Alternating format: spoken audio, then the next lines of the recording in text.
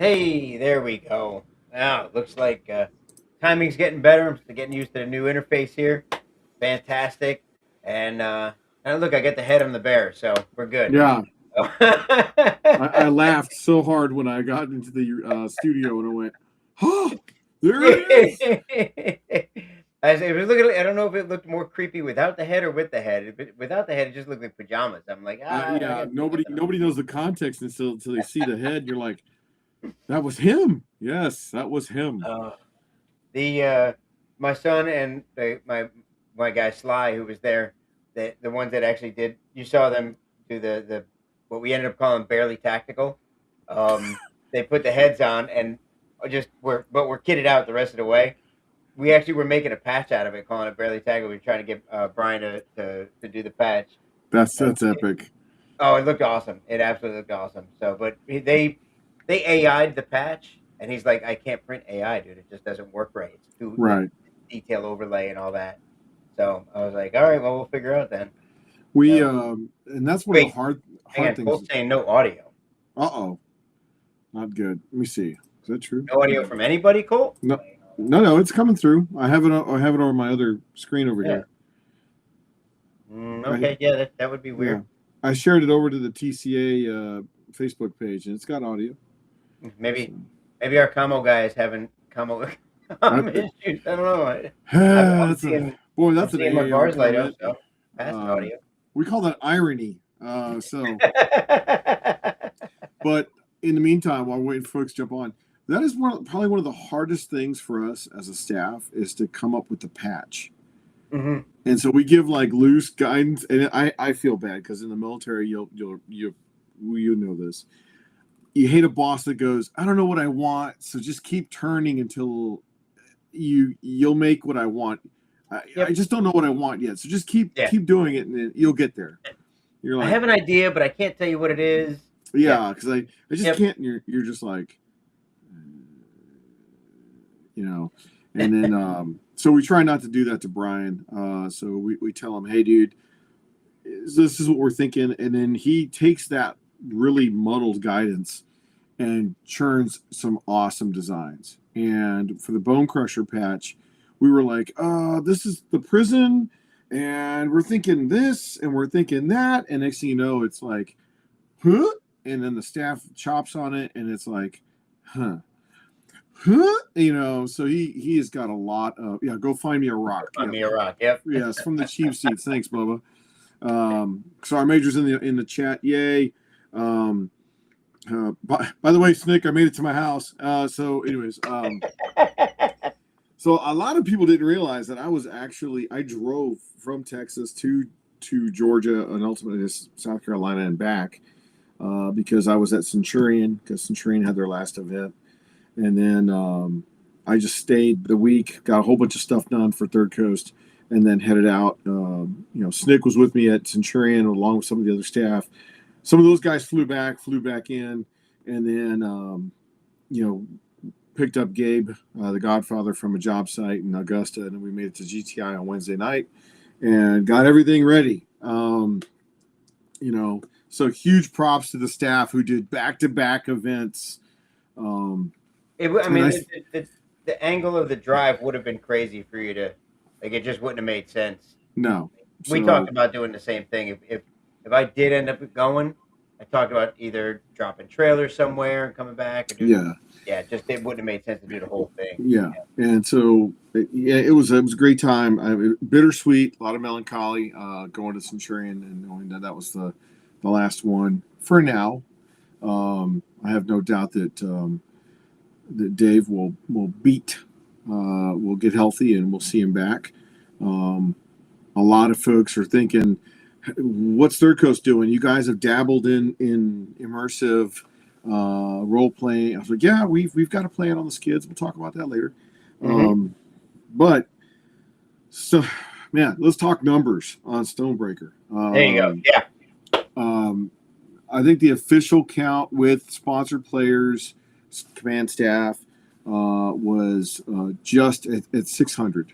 We were like at 591. Eastern was only short by tail of the tape. You were only down 32. which not a bad number actually. I mean, Yeah, it can make a difference, but it's only makes a difference if everybody else doesn't do their job. So right. And so, a negative 32, and I know we had some attrition on Saturday because it's wet. Um, Guys, you gotta fight through the weather. It's yeah, the one thing yeah, we can't yeah. control. So yeah, going into it, we were at 592 by waiver count. The factions were only off by 32 folks.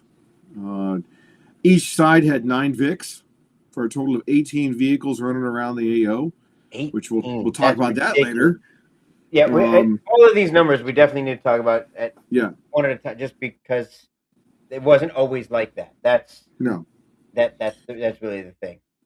So why do we keep it at 600? Because that's the most I think that AO can truly.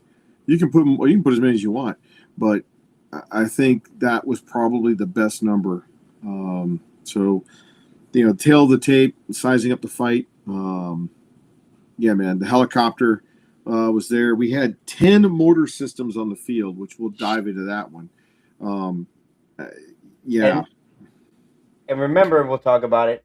The mortars only got introduced 3 events ago. yeah. So we had Gladius. We did it in Gladius, which was kind of like hey, check Yep. this out. And then you saw it at Viking, Mm-hmm. which was the first force on force use. Yep. And then you saw it at Fury. So now this is the fourth event, third event force on force wise. Yeah. And yeah, wow, what a system! What a system!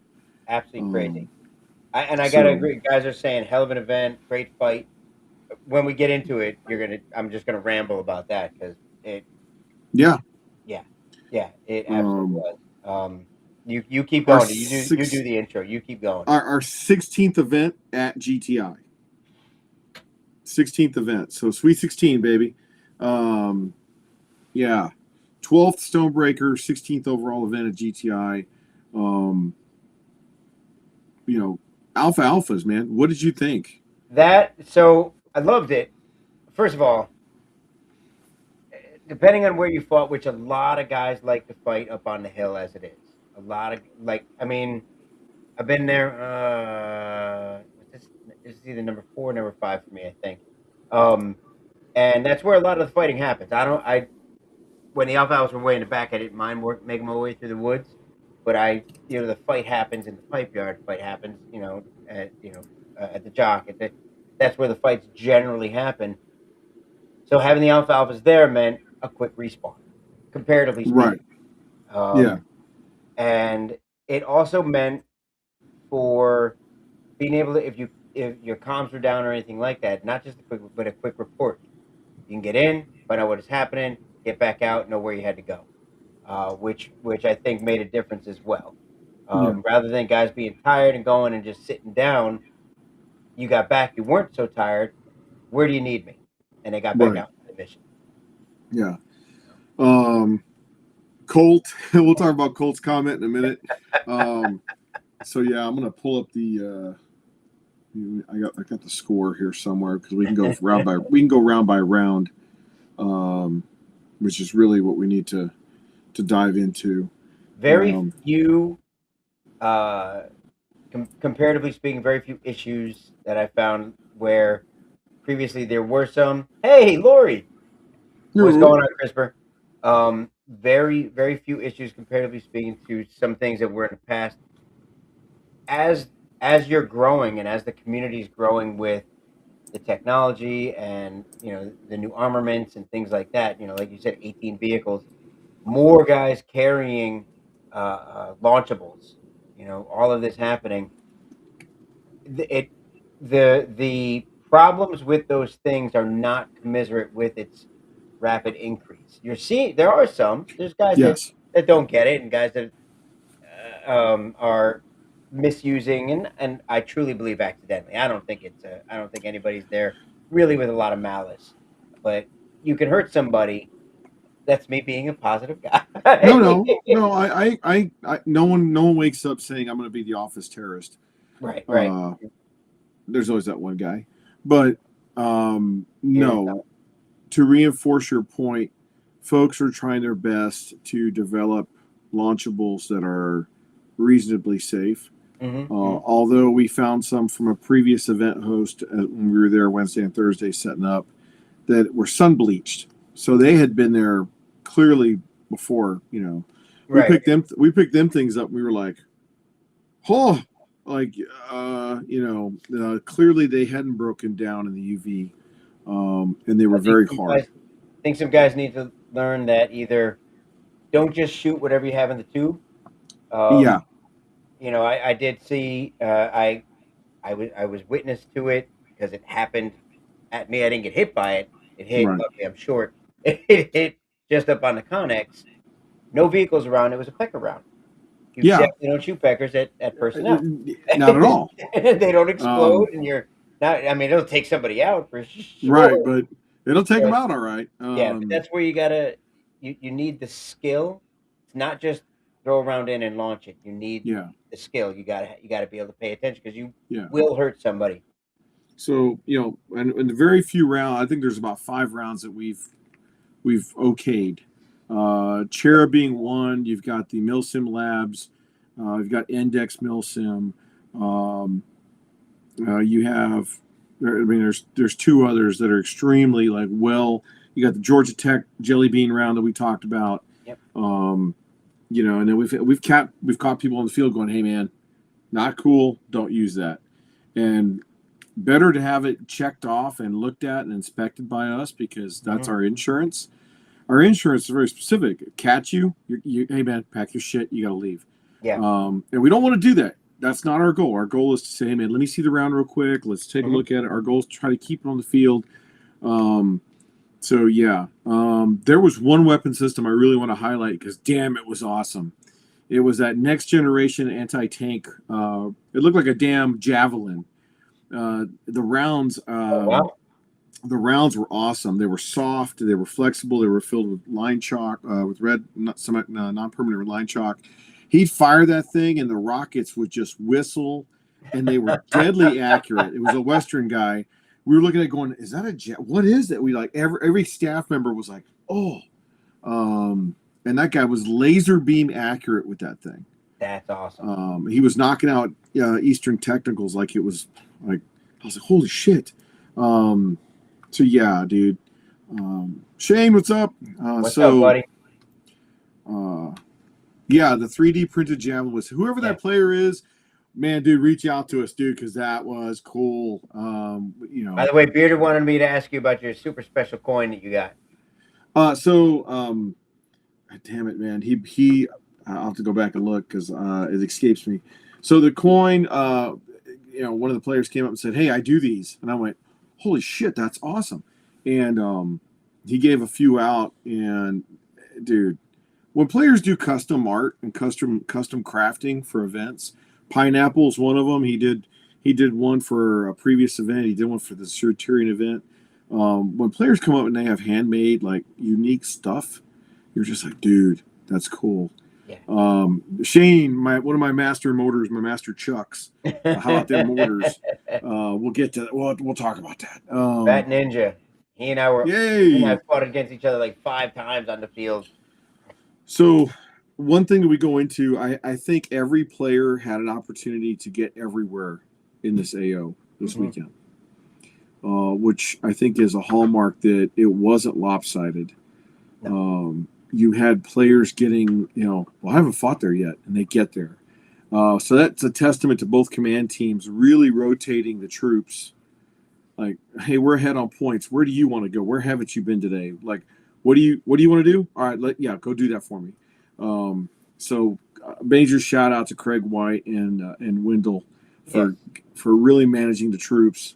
I think slowly the command groups are getting comfortable kitting up and going forward. Colt Helton's like, screw this, I got to go forward. He's kitting up on phase 1, and I'm like, yeah. And Colt gets out there to get a feel for the battlefield, and then on the other end it was, Bubba Putnam. He was the Western advisor, and he's like, hey, y'all need to go forward. Y'all need to see what's going on, and at least get out there. So the AAs, I think the AAs were good placement. They really were. The Western AA. A lot of guys didn't know. A lot of Eastern guys weren't aware that the Western Alpha Alpha was literally right there. If you're like, we would push them back from Eve down the hill, and we would stay on top of the ridge line, on top of that hill. Yep. And they're like, oh, they're coming, or we'd push them away, and like, oh, good, they're gone. I'm like, yeah, until they respawn right there. Yeah. Like you get like they. How did somebody get here? Because there's 70 of them right there. Yeah. That's The barracks are right there. yeah, And then yeah, Western had the same realization when you guys are coming off the concrete pad south of the Jock building. yep. Which is interesting because the Western's planning factors were like, oh, there's no way they can get a vehicle up on that slope by admin, the admin area, the formation area. They have to come around only. They can only come from the west. They can only come up the Mary ramp. Next thing you know, you got Doominator just chugging up, right on top of Formation Street. And I had them stop, and I was like, hey, Anthony, you realize you guys just changed the game, because Western doesn't think Eastern Technicals can come up that slope. And I said, just keep coming, so you guys are doing great. And on Western, it was like, who have you told that you're seeing vehicles come up that slope? Nobody. It's like, you probably need to go tell your commander. Like, he needs to know this information. Because that made it fun and exciting, because we were wondering if they were going to figure that out. But yeah, man. The fight up on Eve most of Saturday, and then again, and then happen to get watching guys learn how to push into the building. I don't remember seeing the fight happen quite that much in previous events. I think it was because the Right. Alpha were where they were, the CPs were where they were. Yeah. So it was the first place to go, and it was just fight after fight after fight. It was great. I thought it was fantastic. Yeah, and then people using the Jock building as what it's intended for, to be a pass through. Mm-hmm. Like, it's a method to get somewhere. They weren't getting stuck in the building. They were learning to move up and around and through it. Guys were like, this place is a freaking maze. I'm like, yeah, it is. You get in there and you're like, up is down, down is up. Colt, you ain't lying, dude. It looked like the city was on fire on Saturday night. So we had a little bit of weather. There was humidity. Yes, there was moist humidity. wetness, but it stopped about midday Friday, or excuse me, midday Saturday. The weather stopped and it got cold, which was great because everyone was planning on it being hot. To include this guy, I'm wearing a combat shirt on Saturday going, I chose poorly. But no, and then Sunday was beautiful. We had 2 hours of flight time on Saturday, and we pushed the other 2 hours to Sunday. And man, dude, it was, the guys who were on the helo had a great time. So huge shout out to Airborne Tactical. I mean, they really brought it. Seeing how many people actually stayed and played in the rain was inspiring also. Yes. So I think that's really a testament to the grit and toughness of the player base. They're getting used to embracing the suck. They're getting used to getting comfortable with the uncomfortable. And for the guys that gutted it out and stayed on the field and had a good time, good on y'all, man. Y'all were right there alongside the advisors and the OCs going, hell yeah, let's do it. Then it made for a great game. Oh, it really, absolutely. Probably the best Stonebreaker I've been to. I would tell you, from the staff's perspective, we do a pretty good job, right? But as far as player engagement, this has got to be one of the best 3 games we've out of all. This is probably the best 3 we've hosted, just in terms of the player base. No blind man. Yep. No medical emergencies. We had one trespasser, loser. we had one guy that got a tag into some kind of an explodable to the lower leg. Oh yeah, he was in a vehicle. It came through the vehicle. Yeah, it came into Yep. the vehicle. Yep. But yeah, man, just overall, man, great time. Just and again, players. I say all the time, we have the best players out there. Yeah. iPro issues. We had a couple of Muldoons that were new to Third Coast. Didn't quite understand the iPro requirements. We were nice to them, respectful to them. Hey guys, and they're like, "Oh shit, my bad," and they got right. Because I just told them, I said, we have a lot of stuff going boom around, so you really want to have your eyes protected. So, a lot of sportsmanship in the way of good fight. When the tides would turn, you get that massive fight, and one side would just dominate the other, because they were dominated, then they get the reinforcements. And when it was done, it was a lot of high fives, a lot of fist bumps, a lot of good fight. Very, very little. Come on, dudes! You didn't get a lot of that. No, it got spicy, towards the end because guys are tired. We used the actual. We stopped the game indexed at 12:30, not 12. Mm-hmm. So that extra 30 minutes, man,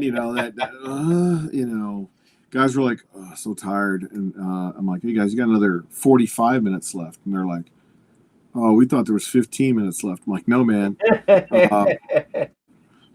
like, okay. I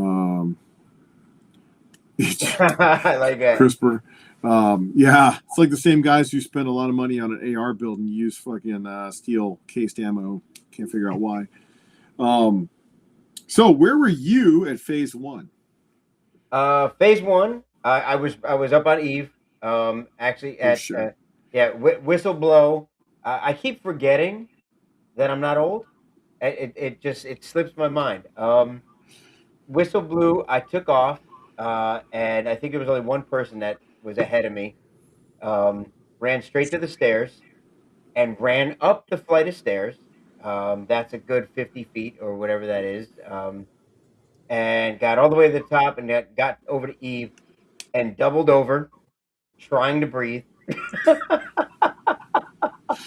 But I looked around, and everybody that was with me was doing the same thing, so I didn't feel quite so bad. There you go.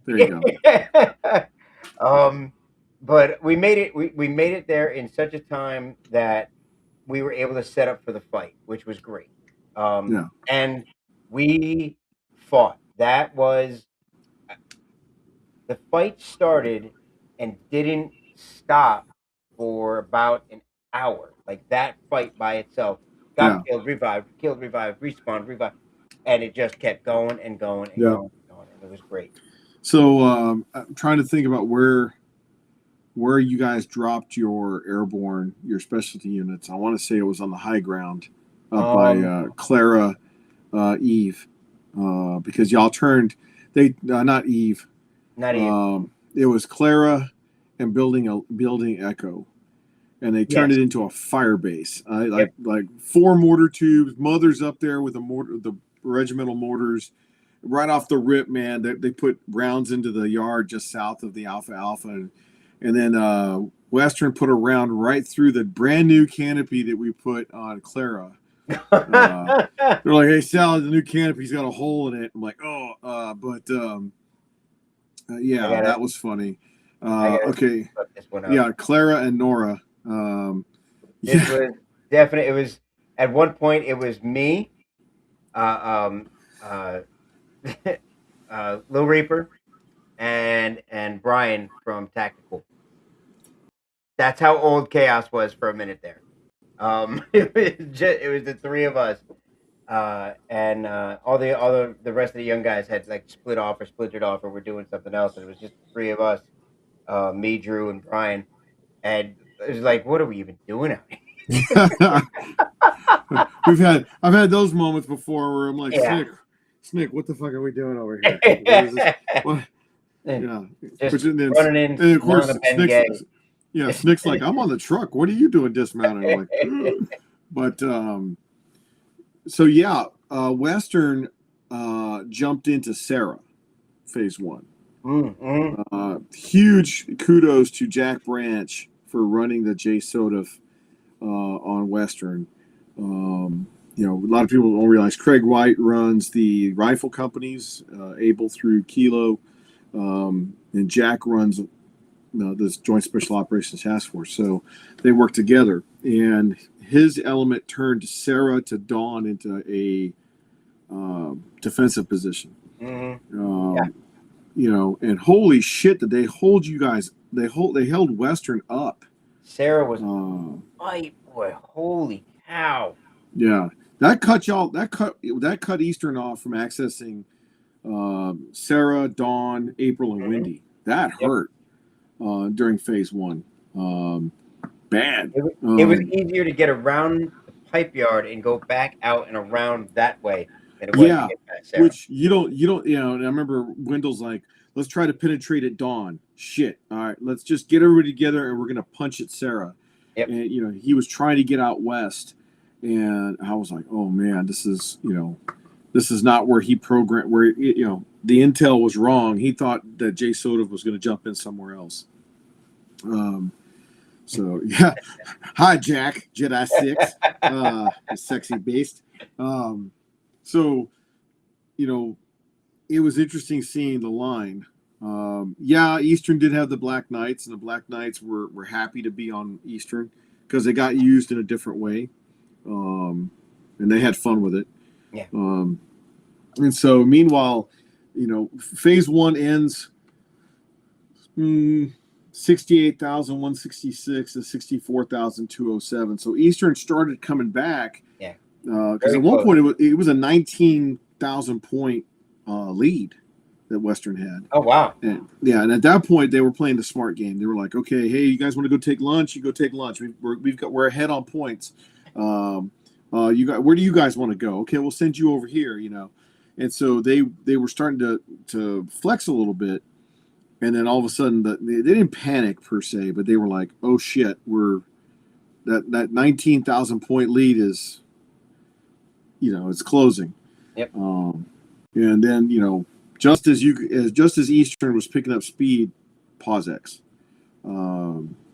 which was you guys eventually busted out west, but it was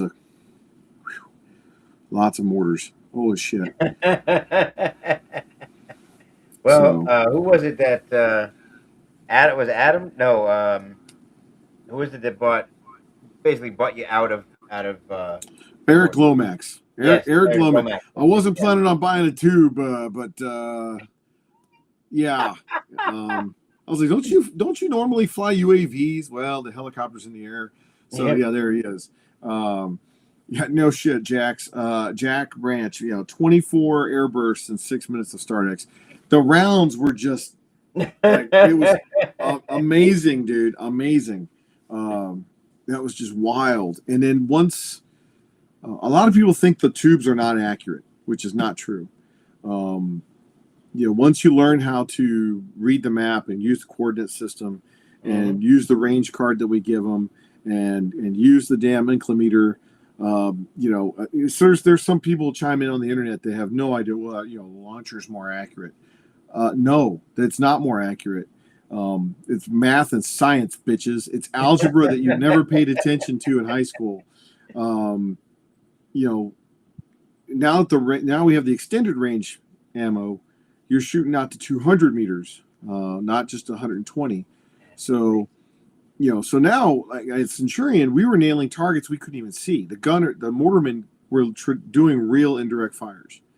They were hanging rounds over 90-foot pine trees, and they had no idea where the rounds were landing, but the observer could tell them you were right on. And that's before we got the extended range ammunition, the M2, what we're calling the M2 ammo. The M2 ammunition. Grid coordinate, 2 football fields were the grid coordinate fires. Yeah. Indirect, non-visible fire. Yeah.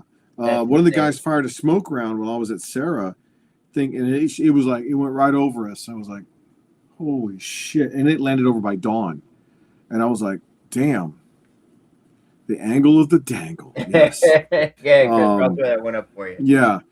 And then the guys at Carla trying to hit Sarah, and the guys at Sarah trying to hit the guys at Carla. And then there was a second hole in that brand new canvas awning on Clara. So it was awesome. And I know guys were like, the tube is not a one-man show. If you can run it as a two-man team, you'll be far more accurate. And you'll put warheads on foreheads. But yeah, man, it was awesome. Me and Coach were up there. I don't know if it was Sunday or Saturday, phase 2, before the sun went down. It looked like a scene from Battlefield 6, man. Just put the music on there because it was crazy. It was just awesome. It was like, dude, we've been trying to do this for 15 years, achieving this epic battle. And we were high-fiving each other, man. Good point about the two-man team. You're starting to. I'm starting to see it. I don't know if you're aware of it.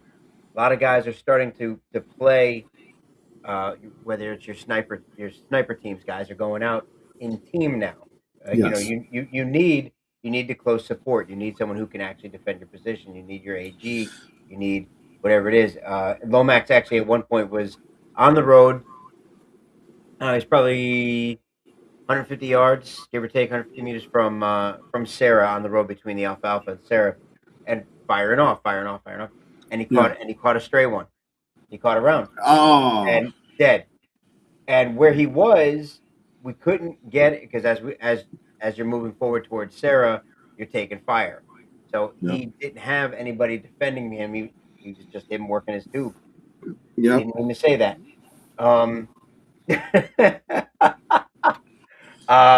But it was he was alone in it. So definitely that's one of those times where you need the support. Guys are figuring out though with like your sniper teams and all that. You're starting to out. And on the subject of sniper teams, we're gonna have to make a small rule modification. So like if you're on Western, your ghillie suit needs to be more. The majority of it needs to be tan. If you're on Eastern, your ghillie suit can be more or less green, more than tan. The dude rocking the green top and the tan bush bottoms, I get it, but he was shot by his own guys so many times, and there was so much saltiness. I was like, you know what, dude, you should have probably been on Eastern. And then I see an Eastern sniper wearing a tan ghillie. I'm like, I got to chime in on this. I started playing airsoft. And I know nothing about camo. Obviously, I was in a tan tank. That like when I first got there, they were all tan from the desert. When they first got to the desert, they were green. Then they got painted. They came back from the desert. They were tan. They're slowly going back to that because our allies in Europe were like, you're not serious about really being here because your tanks are still tan. Right. So like I know nothing about camouflage, but when I first started playing airsoft, the guy that ran the field, he was a sniper, and he taught us it's not about blending in, it's about breaking up. Right. You don't have to. Yes, blending in is all well and good, but if you're breaking up the background, if you're not standing out in some way, you're breaking it up, then it's camouflage. So whether you're tan, whether you're green, if you're breaking it up, you're fine. I despise AOR2 and multicam because I can't tell if they're faded slightly. They belong to each side. So what gets me about ghillie suits, and only because of the day job, was you don't break the ghillie out till you get to the OP. Seeing a guy walk around a formation with it on, it's like, hey, thanks for announcing to everybody what you're doing. Oh look, Sasquatch sighting. It was get to the OP, throw it over you, then you're good. But yeah. The tan technical on the green side was confusing. Bill Gary, I'll tell you that we slapped some camo netting on it. We put a green flag on it, and we made the best of it. Jack, but you're Jason. So special guys. So phase 2, we started helo operations in phase 1 when the weather got better. I think he flew maybe 4 chalks. Flew a few Twilight Riders the second hour of phase, or the second full hour of phase two. Phase two, 42,286 Western, Eastern 42,913. So the battle was, Eastern won the second battle of the day. And I man, kudos to Wendell for making the right call. Because commanders, like, I don't know if anybody knows coin toss. Before we started at formation, before we played the anthem, that was they had to decide if they were going to do time of possession, which frontline trace. So if you held the box longer than the other side, that's where you would start for phase two. Or do you start only from the AAs? And one commander said, I want to start flot. And Wendell said, nope, I want to have a complete start from the alphas. And I was like, all right, guys, let me get the General Sanchez coin out and flip it. And Wendell won the coin toss. And so that really helped Eastern. So yeah, man. I looked at Wendell. It's like, that was a powerful decision you made, and I know that decision did not come easy. He had to really put some time in, and go, all right, how do I see this thing going? So, but phase three, I don't know if you saw it, and I'm sure there's video out there. We just haven't posted it yet, of the most hilarious thing that we've been trying to do in Third Coast, when both airborne units use the same drop zone. No, sir. Yes, sir. Up at Eve, I'm looking over at one advisor who's like walking his guys in. He's like, Mud's like, I'm like, I look over and Coach is standing there. Coach is like, I'm like, this. I turned around and told the media folks, you're gonna want to stick around for this. This is gonna be cool. And so Coach goes, everybody lay on your backs, and put your hands in the air like you're holding your parachutes. And on game start, that's when you can drop your hands, get to your guns, and do whatever you think you need to do. And there it is. Wait, Bubba got it. Yeah, he got it. Start. On start. And so I'm looking at Coach going, oh, you dirty bastard. That's epic.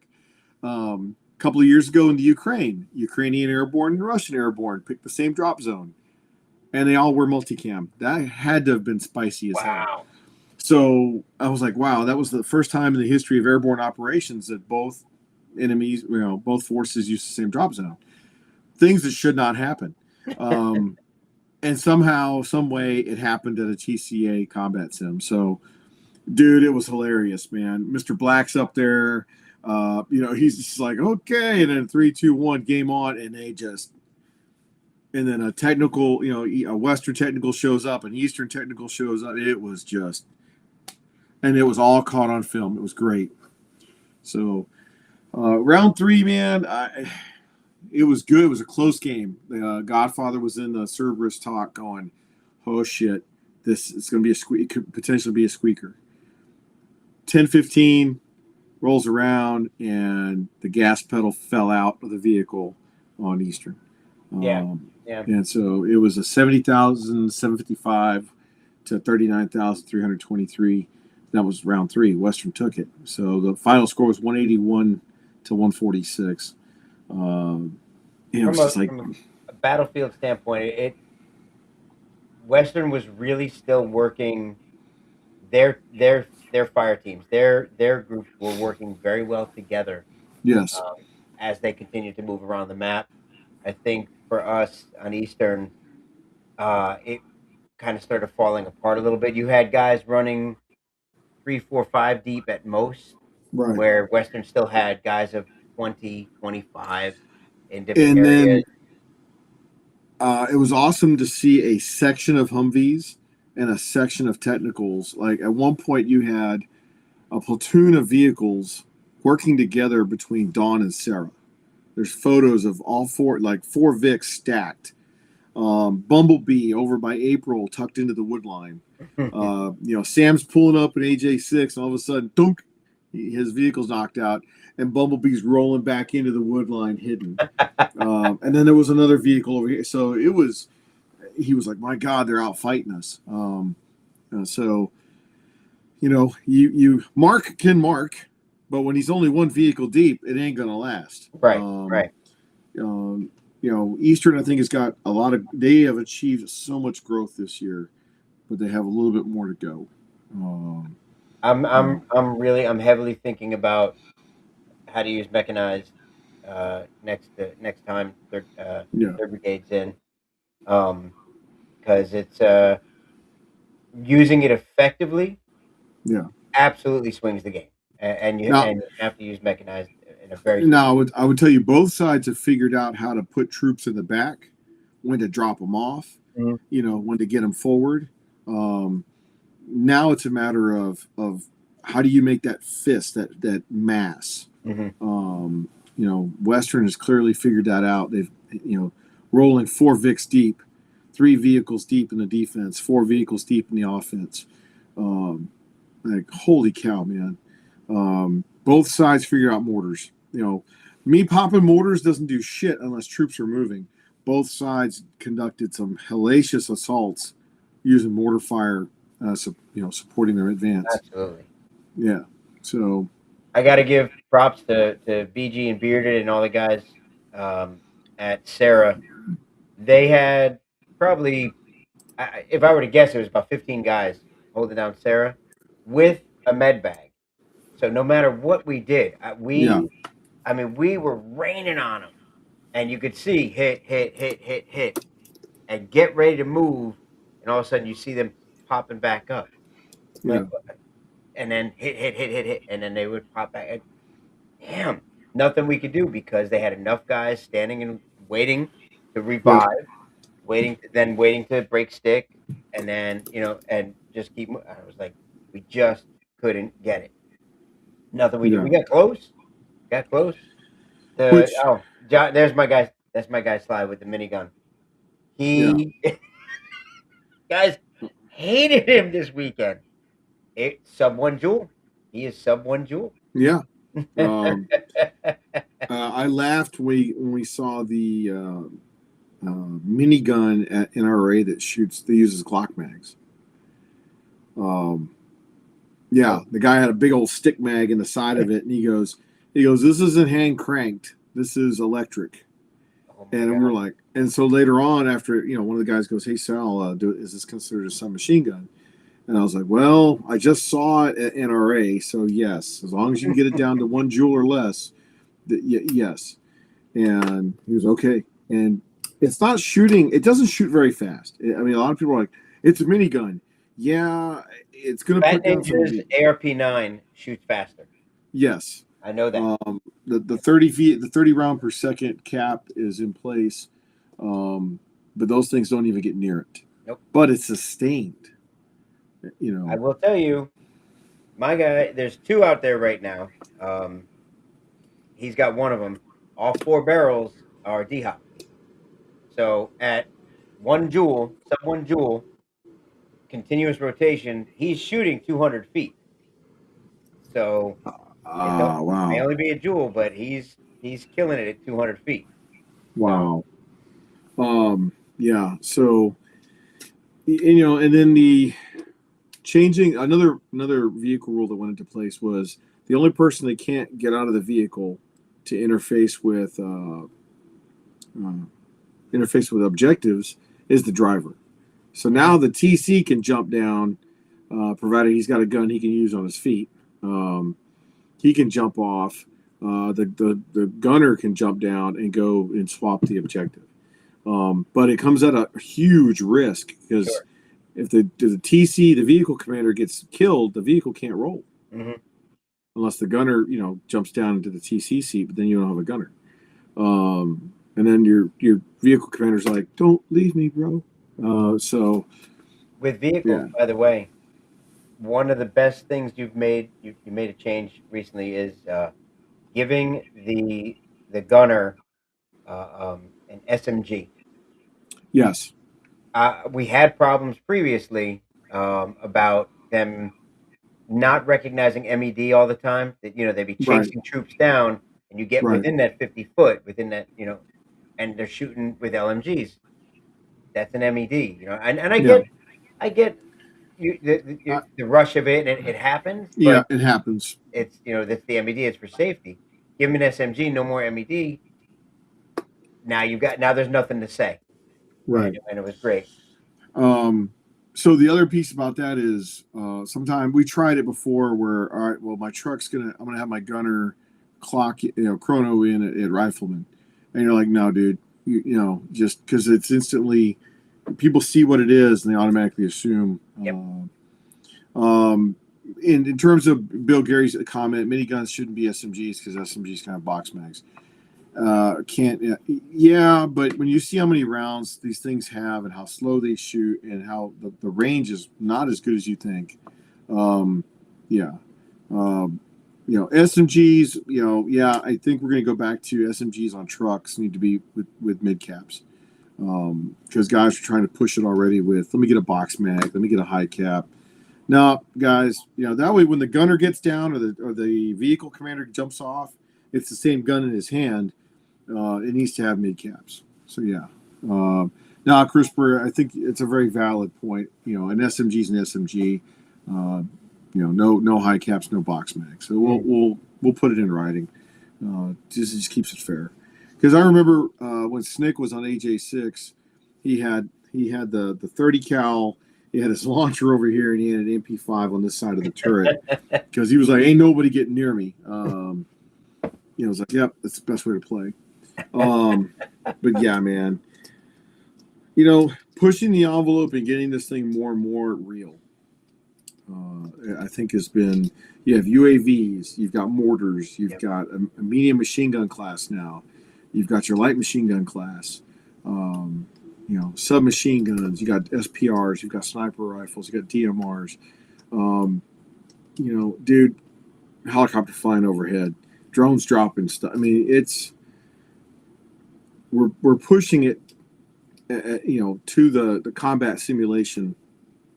I like the spread of the classifications now. The SPR one, obviously I like. That's what I gave away at the raffle.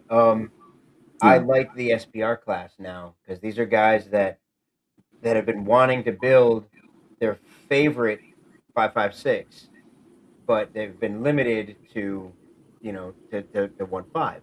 Now being able to go to 1.8 with that, with that 5.56 class gun, now they can really get there.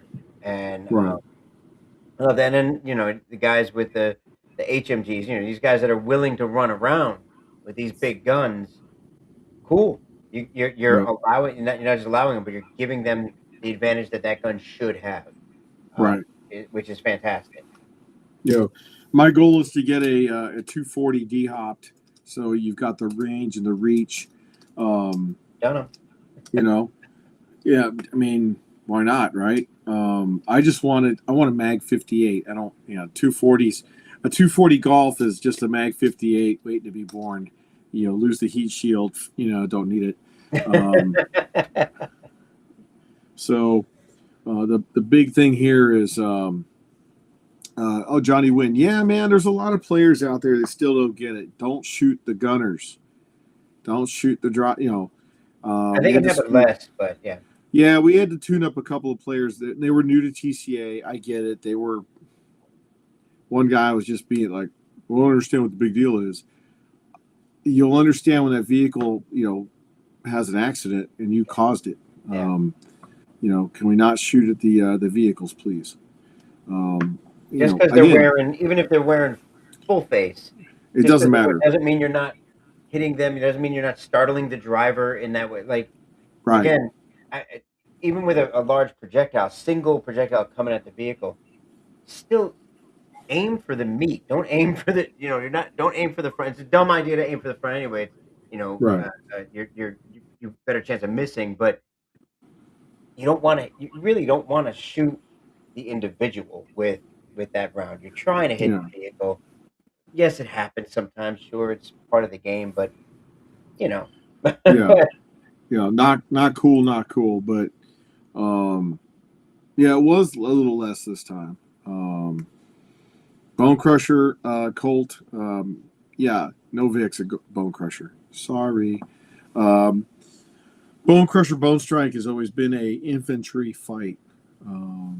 So yeah, I don't think there's even a ATO schedule for that. Well, they'll have close air support, um, but yeah, there's no VIX, man. So Those of you that haven't played at that AO, uh, I played there a couple times. The spread of the buildings, the spread of the it's a very well laid out property. You're gonna want to get up there. It for some of us, it's a long hike. Um, the I want to try to get up there. That it is a hike. You know, it's literally across the country. yeah. But it's worth it. It's worth getting up there to play there. I'm excited to see what you're gonna do with it. Um, it's gonna be fantastic. So Warno One will probably drop that this week. Showing the objective placement. Um, I know Sisu's leading Fourth Brigade, Eastern Empire. I really got to lock in with Western and say, hey, who's is anybody coming up for Western? Who's coming up? So that way they can see the AO themselves. I know they're excited for it as well. Get ready for a lot of stairs at Crescent. And no, every Bone Crusher, Bone Strike, isn't it always been Operation Stairmaster anyway? So we're maintaining the standard. So yeah. So Colt, Crescent is one of them. September, we are looking at a couple of locations for an operation. Operation Street Justice may happen. We don't know yet. It'll be a different animal. Starburst, October. November, I don't know yet. More to follow. And then December, we've got Gladius. So, we've got some new AOs for 26. We've got some fan favorites too.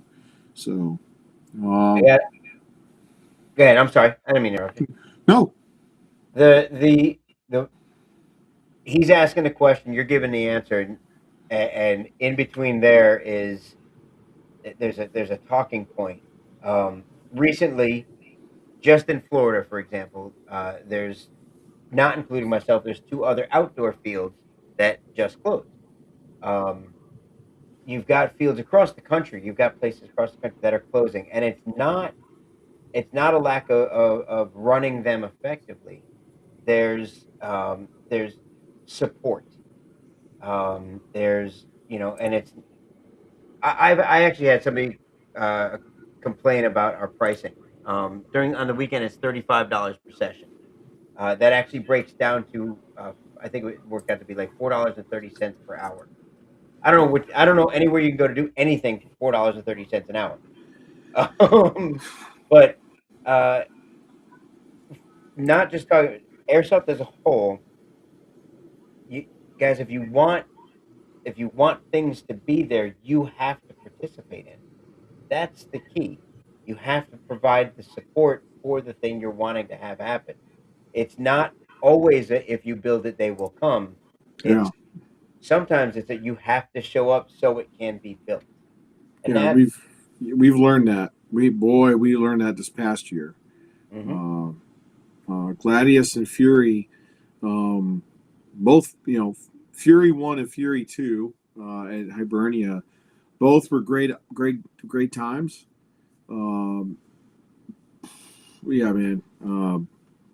Players, afterwards, players were like, "This was awesome, great. Tell your friends because holy shit."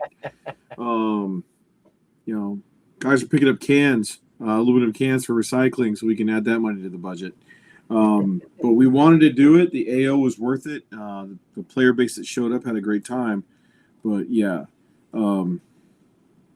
man, and that's just us, event producers. Yeah. Field owners, they're there every weekend, man. Get out, help. If you, I know for a fact, if you're worried about not being able to afford it, but you want to play, talk to your local field about how can you volunteer. You volunteer to help, they'll let you play for free. You volunteer to help, maybe they'll pay you. Whatever it is, they're always looking for help. I know that as a fact. Get involved. this is a community based hobby slash sport. This is not like really not like anything else. Get involved, be a part of it, push forward, and help it grow. Like you said, tell your friends, tell your buddies. That's Yeah. how this thing grows. That's how that happens. You can't just lay back and go, well, I'll go to the next one. There may not be a next one. That's just what. For he's gone. Let's see if he comes back. There you Oh are. wow, that was weird. Yeah. Huge Yeah. rats jumping on the lines. Did I? Did we lose anything else? I don't know. We're still here. Hmm. Yep, guys, let me know if we're still on. It looks like we are, but Yeah. that was weird. I've never had that happen before. Okay. Johnny Hardaway. I volunteer Yep. to send the enemy team back to spawn. Yeah. Yes. Chris Meadows. Okay, because Chris Meadows said SMG box mag. Okay. All right. Okay, Chris. I won't be in a rush to change the rule just because it's Chris Meadows. The big thing is do not dismount with it. Stay on the truck. Okay, that's the big thing. The issue will become when people jump out of the truck and I have it with me. I know about you. If someone comes to you with a viable option for something, not just throwing it out there. If they come to you, it's vetted, it's thought out. Hey, how about this? You're open to hearing it. We may not Yes. may not choose it, but you're open to hearing it. So, Right. guys, if you got a thought about a classification or a way something should work or things like that, throw it out there. Be a part of it. Yeah. We've tried, and then here's the other thing. I think 9 times out of 10, somebody shows up and goes, "I have a great idea. I have a great idea," and I'm like, "Okay, hey man, that idea is like 2009." Oh, I hear you. I mean, I'll hear them out. I'm like, "Hey, Yep. great idea. Fireworks in a Easter egg. Nice. No, thanks. Yep. It's been tried. Yes. So, but sometimes folks give us like, didn't think of that. Let's try that. SMGs on the truck. That was player driven. Yeah, Meadows. I think we'll keep it on. We'll keep that rule in place because I think you guys are. Have y'all heard of hostage rescue missions? CRISPR. I love CRISPR. Black Hawk Down. Yeah, we've heard of that one. And we'll try to work it into our games. But yeah, sometimes you just got to make sure people are like, hey man, we've been at this since 2009. There's not much, game design we haven't tried. You got guys like Coach and Snick, and these that they wake up from dreams writing notes down. Like Yes. this is Which we talked about. Man,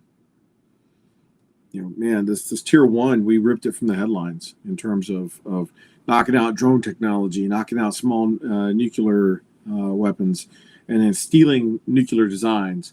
And then the previous Iron Fury, we're kidnapping a president of a country. So we're pulling from the headlines because players are like, holy shit, it's like being in a video game, or it's like doing something for real. So yeah, we're very much trying to stay team deathmatch. never heard of that. Hey, but yeah,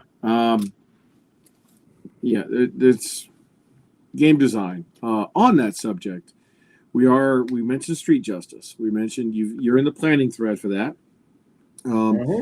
Anybody can do airsoft in a mall. Anybody. Okay. Leave the burn time. Yep. Yeah. 10-minute burn time, I think, is the right. Third event now with 10-minute burn time. We're all happy with it. But talking about anybody can airsoft in a mall. Yeah. What we want to do is we want to create, a urban operations simulation experience, and that's what Street Justice. I don't know if that'll be the AO or the title of the game. Working title. Working title. Because we were calling it Urban Siege at one point, and it was like, Now I think Street Justice, the San Andreas or San Andres, uh, whatever. You gotta be. Don't want to get anybody in trouble. El Centro, where players come and they're entering an environment. Mm-hmm. For the guys that went to Centurion, they understand what we're trying to accomplish. They know what we're trying to achieve. Where it is an experience. You're going to get your BB on, I promise. But you're going to have to engage the brain. TCA hardline. Ooh, Bubba. LSPD, get on the ground. Some of them don't understand the difficulty is don't like you make the game if you make it too confusing, Right. then you just get overwhelmed with either too many rules or too much gray area or too much. It has to have guidelines enough that everybody understands it. Right. And And then if it's not your cup of tea, try it anyway. 31 flavors, right? I Yeah. promise you're not going to ruck for 12 miles, okay? Just come out, have a good time, there's a faction for you. Mm-hmm. What we're Johnny Hardaway's trying to or civilian urban militia versus military faction. He's driving here right now. He's going to try to get it out of me. I know he is. Johnny, that sounds like a Lion Claws game called Thunderdome. That's not what this is. Okay. For the folks that wanted to go to Centurion or went to a Centurion combat simulation, they're like, this is awesome. Wait, this is the last one. Shit.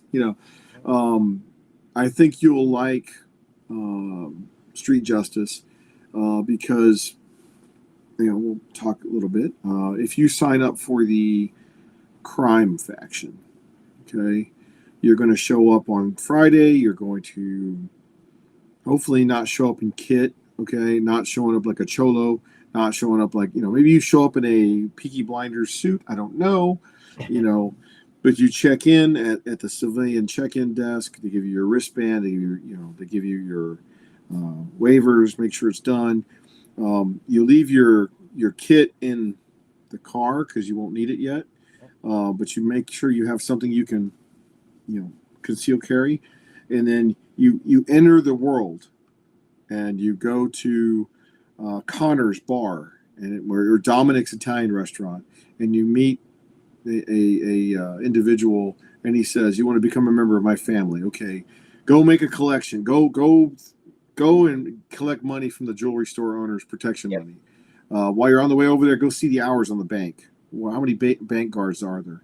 And you go down there, and you have to go through some checkpoints.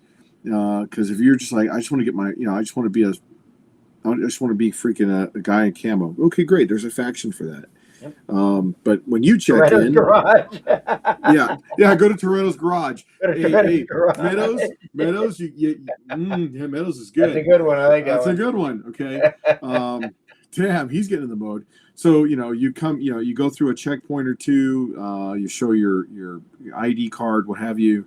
You go over to the jewelry store and you make collection. You collect money, and then you take it back to Connor's bar, and you're like, hey, So Friday's world building. You're reconning the city. You're getting used to the city. If you walk the mall, you're an idiot. Go find these back alleys. And then if you're a resistance fighter, you're going to go to the church, or you're going to go to the bookstore, or you're going to talk. There'll be a dude walking around with he'll be blind. He'll be souvenirs, novelties, party tricks. And he tells you, where to go to link up with your resistance element. And then the tier 1 that night, the tier 1 is broken into 3 lanes. You have one that's for JTF, one that's for crime, and one that's for resistance. And they're going up against, it's the 3 different lanes, not against each other, but going after different. And so you've got to engage the brain. You got to do some spycraft. You got to keep your character straight. It is not airsoft in a mall. So that's not, and I think folks who are used to Centurion would really dig Street Justice, because it's I hate using the term LARP, but it is more of a Pineland, Robin Sage, more of a love song to Centurion. Mac McLaughlin, who runs Wasteland. Yes. he just introduced this last, or I think it was at the point .5. He might have introduced it. He got rid of all the currency and started over, and now everybody gets a passport, and you get stamped when you enter, and when you're done, you turn it in, and it gets what you earned while you were there gets tallied. So your Right. character, if you had these perks and this part grew and this thing happened, the Right. next time you show up, you have elevated. Your character has grown. So like Right. you're talking about, if you you know if it was a mob type affiliation or something like that, Right. you start off as a henchman. You know, Yeah. you're Johnny Brasco, who's just a jewelry dealer, but Yeah. now you're a friend of mine, and you're a friend of ours, and you work your way up the chain. As long as Yeah. you don't get killed, Right. maybe you work your way up the chain. Someday, 4 or 5 down the road, maybe you're the boss. Right. You know, You know, you have your own branch of the family. right. Um, It's a full world thing. and the suerte effect, as we like to call it. You know, Lucky built a character in Centurion, Suerte, and it was great. It became a pillar character in the storyline, and then in the end, they had to kill him because he did things that were not authorized by his guerrilla force. It was kind of weird because they like had a whole like they did a funeral for him and everything. It was kind of weird, but cool. Ferris, it's a cult. Um, and so that, you know, because anybody can do airsoft in a mall. It's been done, and when we were leaning kind of a peek into that when we helped CRISPR initially with Thunderdome, we went in there. We created like the pawn shop, the 612 tactical store. It's not 511. It's one better. We created a world, and it was like, okay, this is how we would build our world, and then the NPCs, the staff, uh, we we're the interface that keeps the storyline going.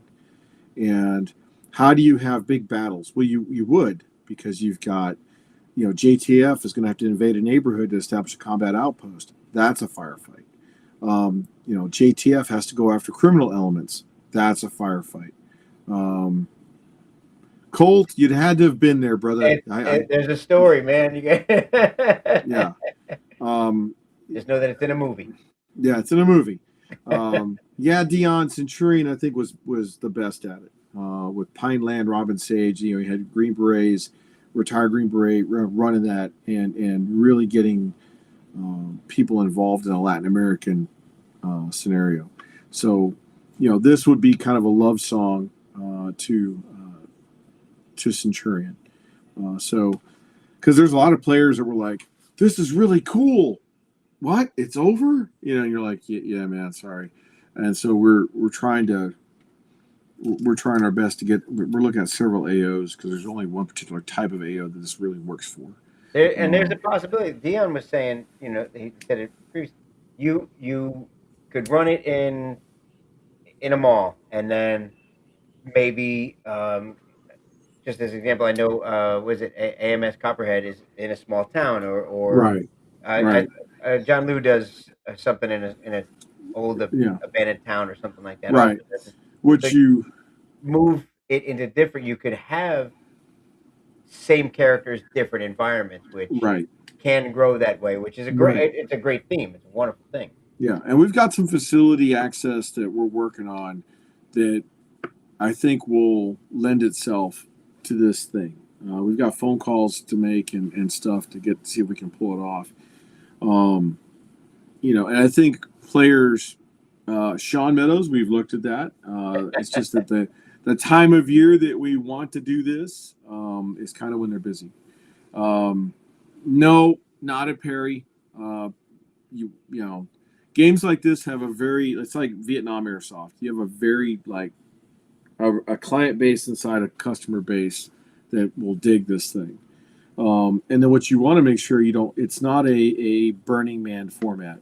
It's, you know, you want to get your head in it. You want to be about it.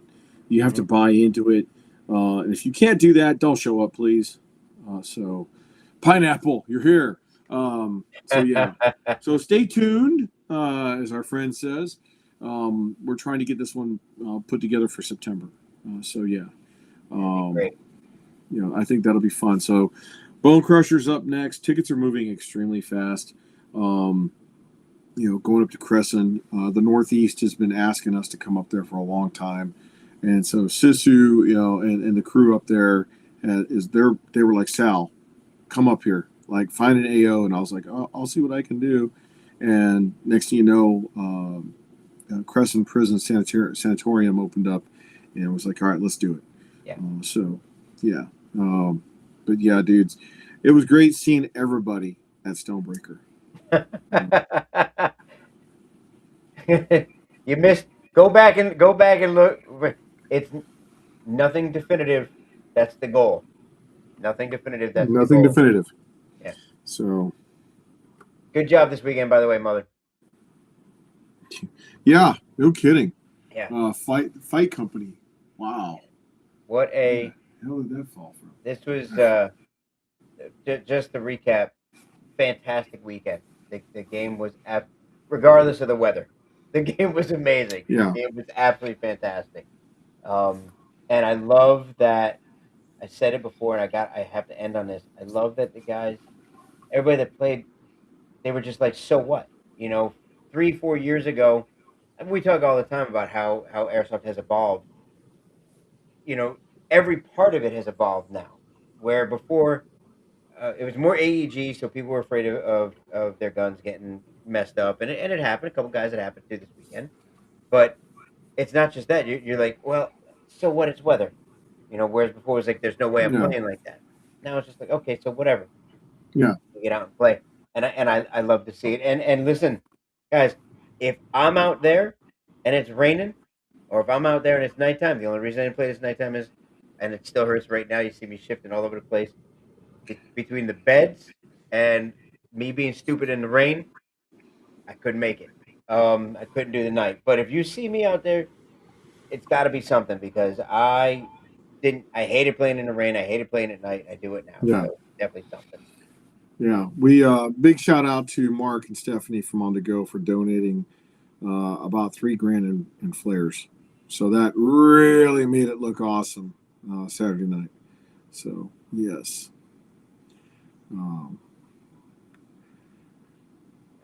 Shell ejecting blowback. Brad, I said if they make it an 8mm and that you keep it to 300 FPS, because 8mm is a big BB, yeah, that would be fun. But you'd be running around picking up your shells. Wait, So yeah, I don't see why not. When the weather outside is weather, yes. So yeah, dude. Once again, it was awesome seeing you and the crew. Trying to align the stars to where I can get out to Florida. Me and the wife are talking about getting out there and doing a trip and having a good time and stopping through and seeing everybody. So that way the wife can meet people and go, okay, I know him now. Okay, all right, let's go see Mickey Mouse. So that's the plan. But yeah, dude, as always, you've made so many friends in this hobby, and to see so many people at Stonebreaker, it reminds us all why we do what we do. Just shy of 600. That is, you got to be happy with that, man. Yeah. You got to feel great. Not just that many people coming to enjoy this, and they all did. Really, truly fantastic. Congratulations on that. Yeah. And I can't wait to see Mortars at Bone Crusher. So. Oh God, yeah. Yeah. And there's not like there's not really any tree woods there, so you're talking about launching from one side of the AO to the other, like over buildings, which yes, it's just gonna be awesome. And coach, because we're damn near sold out. We're getting the A2 ammo, which is extended range, and I already have the ballistics table for it. So everybody who's already got it, I'm going to post the ballistic table, a new one up, so that way they can look at it, and then that way they have it. And if they're coming to the next event, we'll give them a card with the old data and new data. So that way they just depends on which round they're going to shoot. So, but yeah, as always, brother. Football fields isn't far enough. Let's do more. Yeah. So. All right. So, well, guys, thank you so much. You, sir, always thank you very much again. Any closing words at all? You know, man. Hey, thanks for being the best player base out there. So support your You local guys, fields. it was absolutely fantastic. Thank you for everything you do for the community, for putting this on, guys. Thank you for being fantastic. And until Bone Crusher, right? Yep. All right, guys, get your tickets. Bone Crusher, they're on sale now up in Crescent, Pennsylvania. Go ahead and get out there, get to that one, guys. It's going to be fantastic. We're going to have a great time. I look forward to seeing all you out there. Yep. Be good.